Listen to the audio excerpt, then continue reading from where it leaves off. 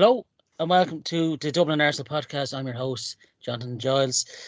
On tonight's show, my guest and I will be reviewing our opening day 2-0 home victory over Gary O'Neill's Wolves side. And remember to like, comment and subscribe to our YouTube channel. So sit back and enjoy the show.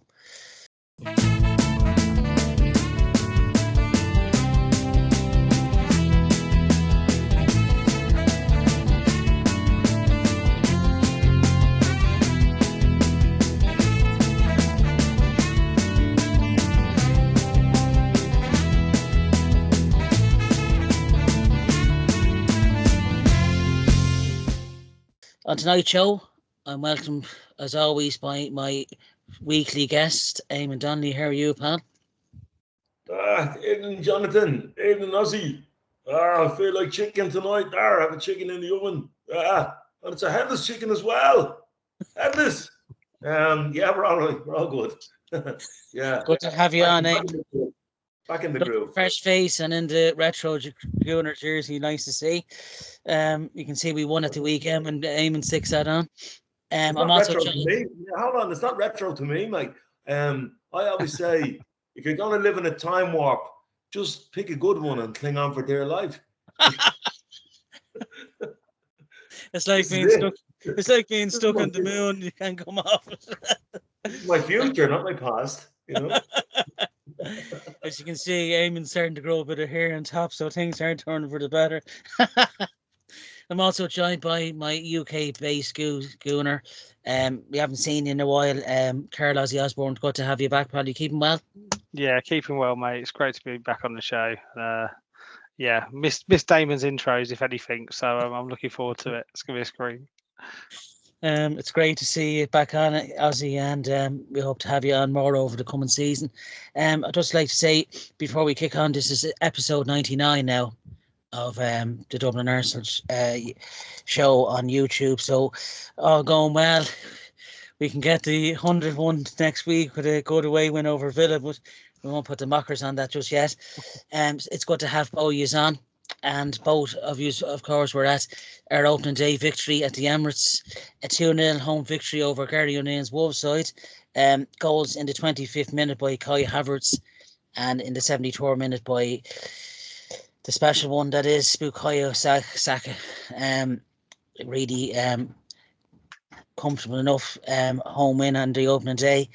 A few notes for myself before I come to my guests. Of course, the 25th minute, Bukayo Saka crossed from the right-hand side and a very good, well-taken headed goal from Kai Havertz, especially with Jose Sá coming out on top of him. I thought he kept his eyes on the ball, and that's something we saw a lot of last season. He scores a lot of headed goals, so I thought he done really well in the number 9 role on Saturday, you know. Had a few chances that probably should have scored, but look, you can't be really too critical of him. First game of the season and plenty of time to correct those mistakes. David Reyes saved brilliantly with a strong left hand from, I think, a goal-bound header from Wolves' new signing, Jørgen Strand Larsen. I thought a really strong left hand, and David Reyes is just getting better and better each match day, and clean sheets seem to be like his number one mantra, really. Into the second half, I thought there could have been a possible red card for the Wolves fullback Mosquera on Kai Havertz, the holding of the throat. I thought probably on another day, I hate to say, but if that was one of our players, if that was Granit Xhaka back in the day, I think that would have been a red, So I thought a lot of away teams, especially at the Emirates, get away with one, I think. I thought Wolves had a few nasty tackles there on Saturday. They were just getting frustrated, but I thought Mosquera got away with one. He had one or two more tackles as well that kind of went AWOL. Partey and Saliba in around the hour mark onto the 70 minutes. A couple of poor touches from them that could have led to goals, especially from Aït-Nouri and Cunha. But you can't be too critical, I thought Partey was just a small bit off at Saturday, look, what he done last season, he was incredible last season. I'm sure he can't be too critical first day of the season, as I said. The 74th minute led to the second goal. Quick free kick by Bukayo Saka. one-on-one with Aidan O'Reilly, you just have to show Saka down the line. The minute you let him in, we saw what happened. Buried into the bottom left-hand corner. He had another great game again. Saka, it's very few games we ever say he has a bad one.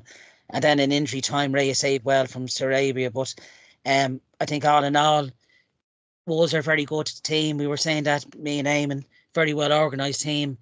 They lost Kilman and Neto. Thought they were two big losses, but I thought we really composed ourselves well, and plenty of encouragement, I think, moving forward to the Villa game. But I'll come to yourself, Ozzy, been a while since you've been on. What did you make of the game?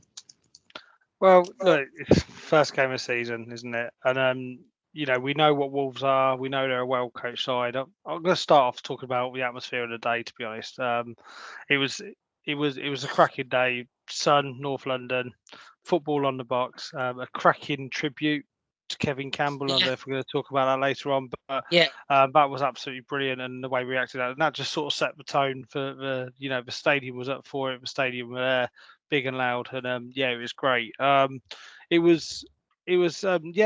We know Wolves are a talented side, don't we? We know they're well coached. I know they've lost some players, but I was quite nervous.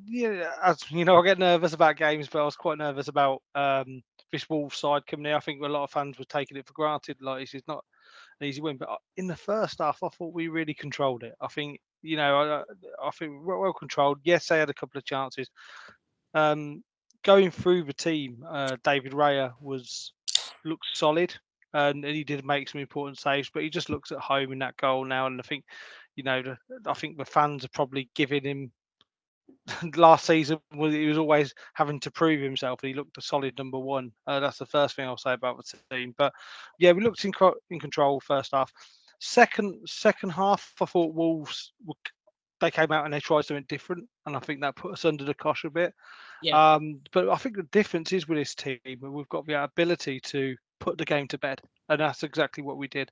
And we've got the quality now where we in Saka that can just have those moments and just finish that game off, and that's exactly what it did. As soon as that second goal went in, for me, there's a slight nervousness in the air, but we felt. But that bit of quality got us through. I think looking through the team, I think there was a few players that weren't ready, and that's always going to happen on your first game of the season. I know Thomas Partey has been up for some criticism. I didn't personally be in there. I didn't think particularly he was that bad. There was a few sloppy touches, and he gave away the ball.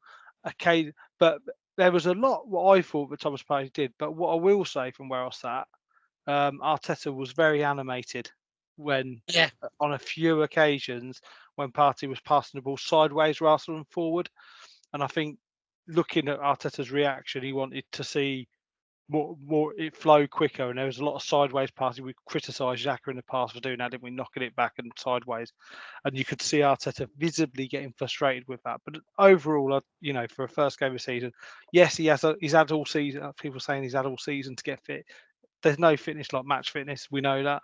And I do think, if we do keep hold of Partey, I know there's talk of him, he might go, but he's an important player. And I think if you get him on song, he can play. And the only way he's going to get to fitness is by playing games, and we need to understand that. And I think that's important. But, I think there's a few players like Saliba had a few completely out of character, a few sloppy moments, but it's the first game of the season. So we can have them, and every team's got them in there. But I thought it was great. I think I thought Ben White looked pretty sharp again. I thought he looked very lively, very sharp. I thought Zinchenko had a fair game as well, to be honest. But what I did say is when Timber came on, he just looked so at home. I was chomping up a bit. I think I said to the guy next to me, he really is, because he just looks hungry. And I think he's going to be a player. Like I said that last season, but I think he's going to be a real good player. But Declan Rice is a bit. I thought he also looked a bit jaded. If I'm honest, I think he's had a long season. I know he went off. Would you be worried about that, Ozzy? Right, was that like a bit of a hamstring? I was worried about it. And believe it or not, I was in better company earlier. I'll say better company, not as good as company as you guys. But I was actually on when I went on that Yugo call with Declan Rice, Saka, and Martin Odegaard. I was actually on a call with Theo Walcott and Adrian Shaw. It was a member thing. I invited you to go on a live Zoom call with them. then Declan actually addressed that injury, and he said basically got injury in both. He felt it in both of his calves, and it was just cramp. Right. But he had it. He said he's never felt anything quite like it. So well, today words out of his mouth were he's absolutely fine. So, but I did put on my show notes. I was quite worried the way he went down then. But yeah, I think just very quickly for Damien and Eamon has a go. But yeah, Saka moments of quality we saw there. I think the cross was pinpoint. I don't think Saka was 100% either. Make that very clear, but he has the quality to produce those moments. And that cross for Havertz's goal was almost as good as his goal himself. I thought his cross the line. I thought Havertz was brilliant again. And I thought that he made a nuisance of himself. And there's a reason why they're throttling him, because he was frustrating them all afternoon and really getting in their faces. I think off the ball, Eamon will back me up here. I think off the ball he was excellent.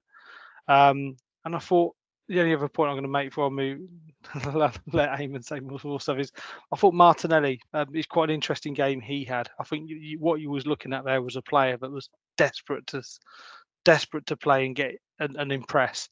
And I thought that was at his detriment. If I'm honest, I thought his final ball was at times poor. I thought he was desperate to try and impress. Yeah, exactly that.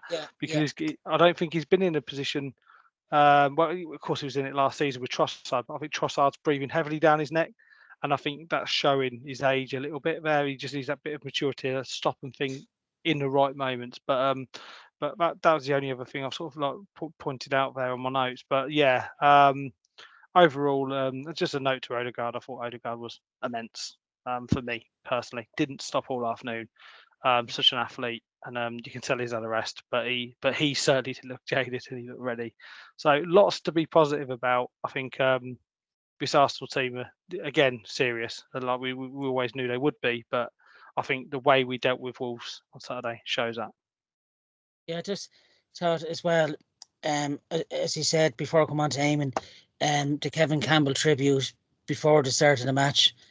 Our own fans, terrific reception, but I have to say, a standing ovation as well to the Wolves supporters. It was really, warm reception was given to Kevin. It shows what a player he was. I say it was being in the stadium as he was. Could you feel the emotion? In that minutes. Absolutely, Kevin Campbell for me, I'm of the age where he was one of my idols growing up. I remember when he passed sadly. I actually got an acknowledgement of Alan Smith on Twitter, because I said, when I was a kid growing up, I used to play football singles and stuff like that, and I was either Alan Smith, Ian Wright, or Kevin Campbell. They were my three go-tos. And I had other Arsenal mates that would choose the others, so I'd often be Kevin Campbell because I never got first dibs. But they were three for me legends growing up, and they've produced so much childhood memories. That era of the 90s was for me massive, and yeah, sad because he's such a lovely guy, such an energetic guy. Just such a gentleman, and but emotional. Totally, I think we've done him proud, and fair play to Wolves fans as well. Thank you for that, because they were brilliant as well. Yeah, he was such a humble fella, wasn't he? Like, he was a real lad's lad, even as a pundit, he was like one of us, You never think he was an ex-pro the way he used to talk, like he was like an Ian Wright. Yeah. That generation was just a special. They always stayed humble, and that's what I like about them. Yeah. Eamon's been on the bench there, so we're going to bring in Eamon, a lifelong Gooner as well, like herself, Ozzy. 2-0 seems to be our favourite result against Wolves, but what did you make it from your seat on Saturday, Eamon? Well, I've nothing further to add. Ozzy's covered it all, so thank you and good night. That's the first time I've seen Eamon speechless from another. I might just add one or 2 points. The first thing I noticed on the day was that the carpet in the King's Head is now celebrating its 125th year. It actually predates Highbury, So well done, the carpet. Big up to the carpet. Look, the game itself, it was better than the first game of the season last season, on the basis that we knew what we were doing with Rice and Havertz. Last season, first time out against Nottingham Forest, I thought we were very ropey that day. On Saturday, it was routine for 70 minutes. And there was 20 minutes when Wolves really stepped up. And I said on the show last week that one of the learnings, the small margins that I hope that we get was when a team gives us the pitch and then all of a sudden they decide to step up 10 metres and don't give us the pitch, how we respond to that. Now, it wasn't ideal. We were under big pressure for 20 minutes. But I'll tell you what changed that game around. You mentioned David Raya, Ozzy, looking comfortable. David Raya decided we couldn't get out. He picked up a ball in his own box, and off the outside of his foot, he drilled one down the left wing to Martinelli, which Martinelli didn't quite reach. But it turned the whole game around. We hadn't been able to get out for 5 or 10 minutes. And after that, we settled. And not long after that, we got the second goal. So we had to withstand a bit of pressure for about 20 minutes. And you mentioned Saliba, given Saliba's the type of guy, he takes 1 or 2 games to get right up to scratch. So he just had a small bit of rust. Thing I noticed about Havertz, he spent most of his time running into the right-hand channels. It was all down. It was almost as if they had a plan to isolate Martinelli on the other side and give him, like, he's our sprinter. In fact, I looked up the stats. He was actually sprinting at 35 kilometers an hour. Now, that's 10.3 in Olympic time. You know, it's really quick. Yeah. And I think they probably decided that if we're going to play Martinelli, when Martinelli's on the pitch, if you play Trossard on that side of the pitch, you don't have that. You have other qualities. But if Martinelli's on the pitch, do you know what? Let's have the activity on one side and try and isolate him. And okay, it didn't quite come off. I thought Martinelli worked really hard, and he put in a very honest shift. And had he pulled the ball back for Declan Rice, we'd have been talking about how well Martinelli played, because he worked really hard. Odegaard, for a fella who's a Liam Brady like skillful player, he ran over 10 kilometers. You know, Odegaard's work rate and the number of sprints he did on the press and all that type of stuff. He wasn't your standout player on Saturday, you know, on the naked eye. But if you look at an analysis of the game, his work rate, and he's a real leader. You know, he was terrific. Just on the Havertz thing, Ozzy mentioned Alan Smith, and I actually had a conversation with a mate of mine at half time. Havertz reminds me of Alan Smith. Alan Smith was a terrific centre forward for the Arsenal. But he wasn't just a lump it up to Alan Smith, man. In fact, Alan suffered when Arsenal started going over the top when Ian Wright was there. Alan always ran into channels, and he, like the thing that we all know, he had a brilliant finish off either foot and his head, but he was a very intelligent player. Well, I used to try and run into the channels, only my nose was too big. Nowadays, VAR would have me offside. But like Alan Smith was, in my view, is an Arsenal legend. And the thing I'd say about Havertz, and I don't want to open, you know, do we get a big prolific striker debate? But I'm going to say this to you: of the strikers who might be available on the market, I don't see any of them out there who are better than Kai Havertz. I really don't.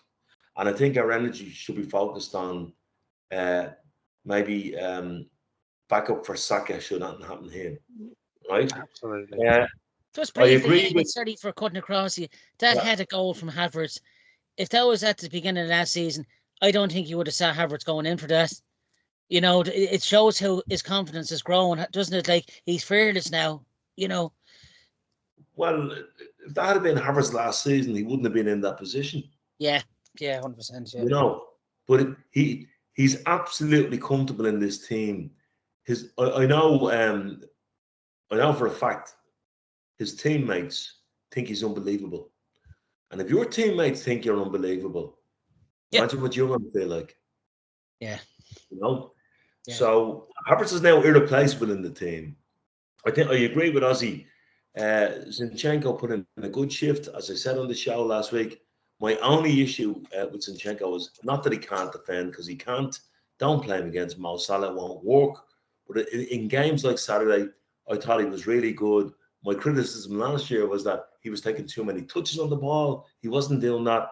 I think the reason why he was changed for Timber was because that period when Wolves were putting us under pressure, Timber was brought on because he carries the ball very quickly. And we needed something slightly different. Let's not pass everything through the middle. Let's use a bit of kind of athleticism and so on.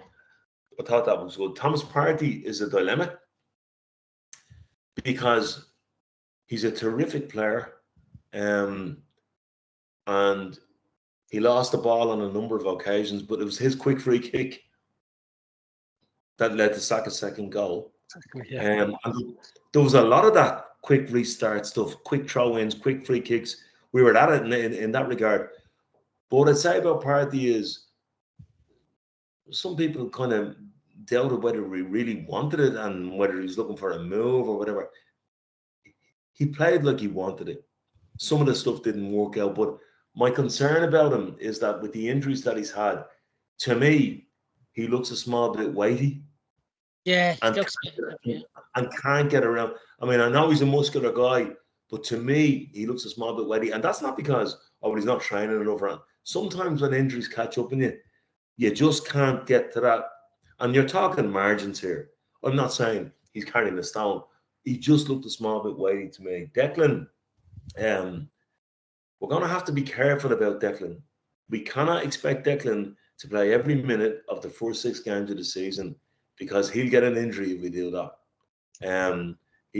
I thought the way he went down, it reminded me of remember the Emirates when there was the polonium 210 incident on the seats. I thought this was a Bulgarian dart into the calf, like Westminster Bridge, But he certainly went.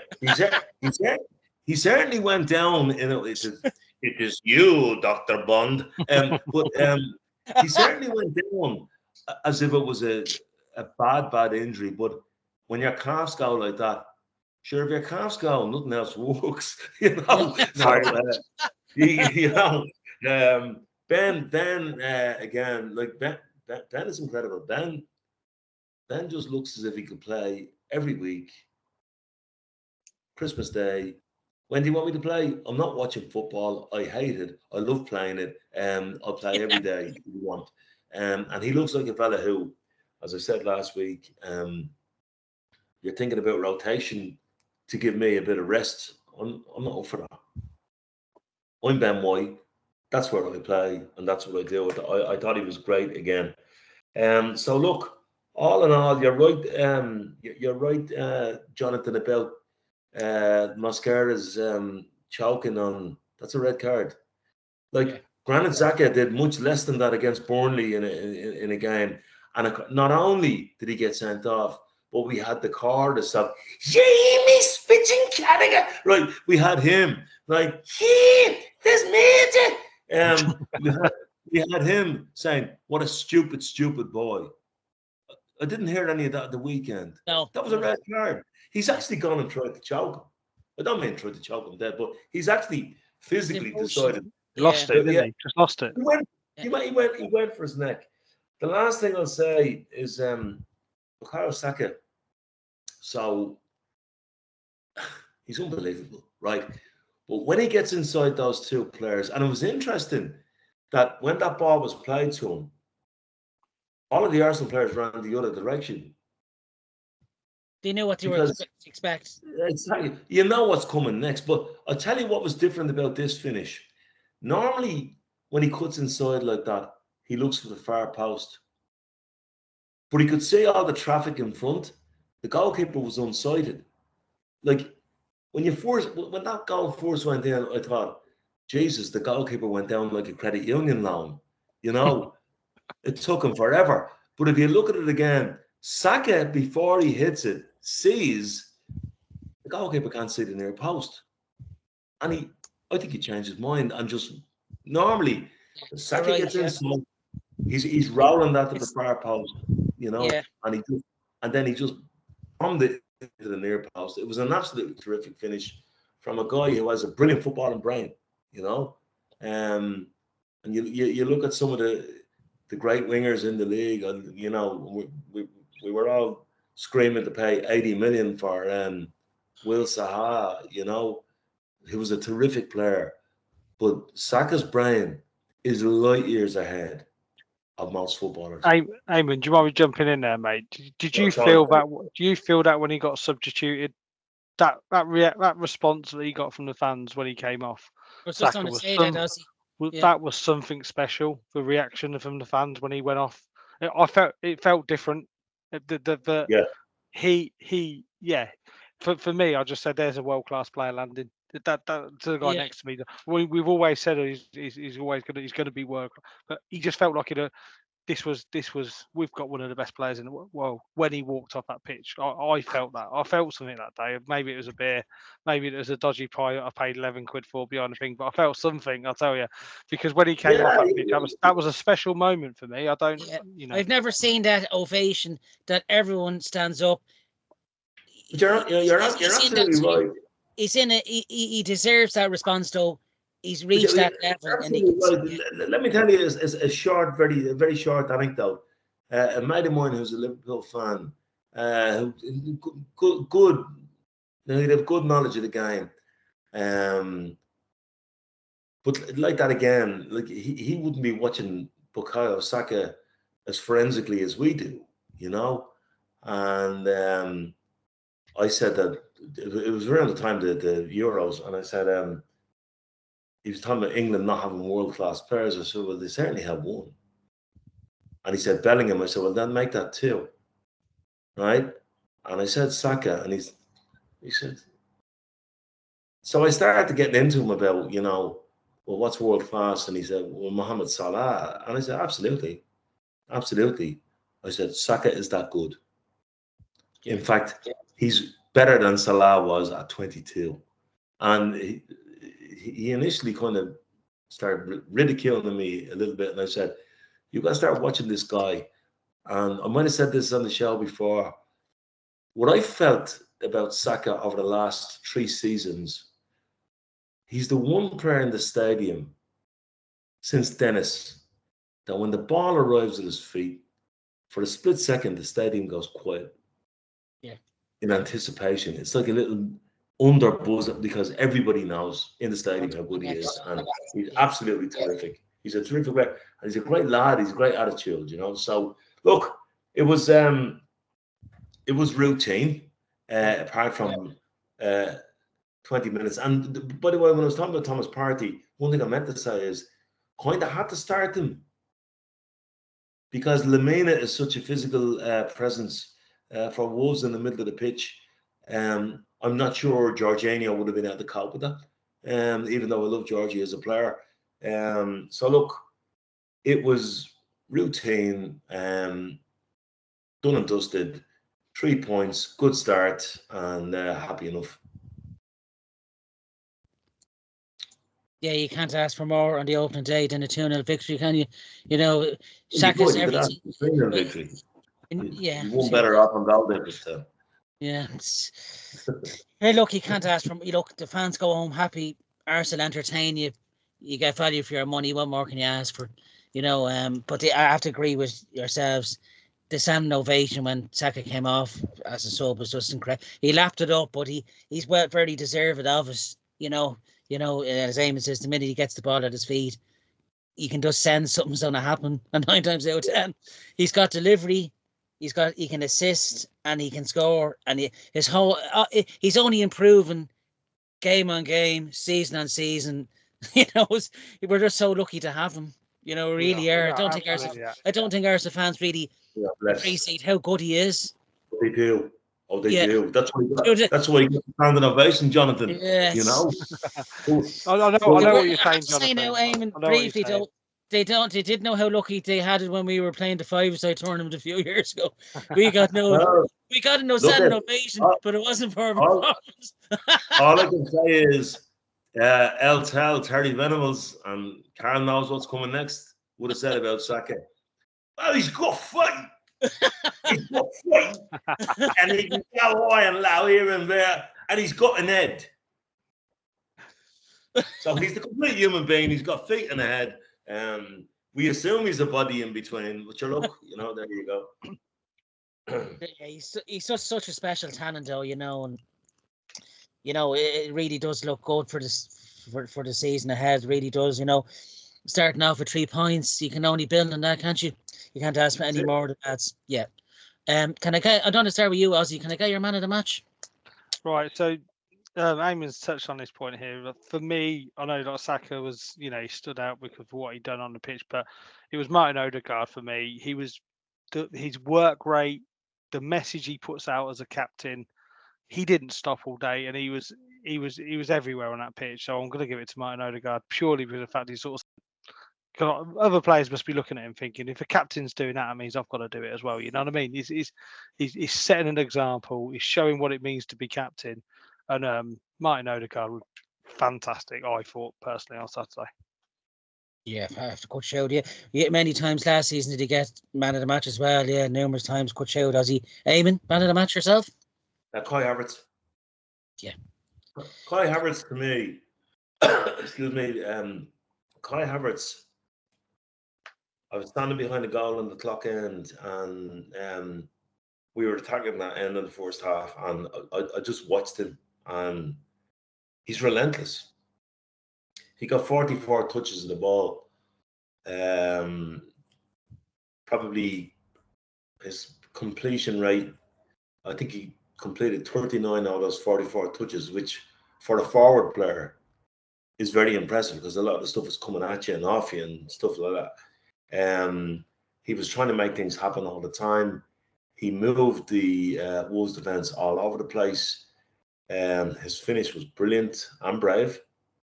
And the reason why that Gobshire tried to choke him was because he wanted to choke him for what he was doing to him, Yeah. So for me, and he had, like Saka, he had a goal and an assist. It's almost unfair to Saka. He's man of the match every week, but we can't keep giving it to him. But Kai Havertz. Yeah, Yeah. I don't want to give my man of the match, believe it or not, to Bukayo Saka. simply for the assist. That's good. Good. When you watch it more and more on the telly and on the highlights, the cross is just beautiful. Especially. And Havertz it was like an Alan Smith header at the end of it, no fear, buried it. And for the second goal, for all day he terrorised Aït-Nouri didn't respect him to go into him. He cut inside him and buried it. So can I just make one more point on that header? Yeah. There was an interview with him where he said, expect a lot more of those, right? We have definitely been working on cross and headers. I said this last week. Yeah, if you look at Saka in the last pre-season game, he arrived at the post 3 times, headed chances. We have to, so we're talking about small margins. It's obviously been a coaching decision. We're going to mix it up a small bit now. We're actually going to get more headed goals than they expect, Because we do have the deliveries, as you said, from Declan Rice, and the delivery into the box is just world class. And yeah, it's another weapon in the arsenal for us. And that completes our review of Arsenal v Wolves. I'd just like to thank my guests, Carl, Ozzy Osborne, and Eamon. Who are you, Donnelly?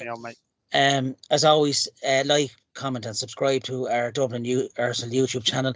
We're up to 3,700 subscribers, so thanks very much. And all new subscribers are welcome. So until our preview of Aston Villa, thanks for listening, and we'll see you next week.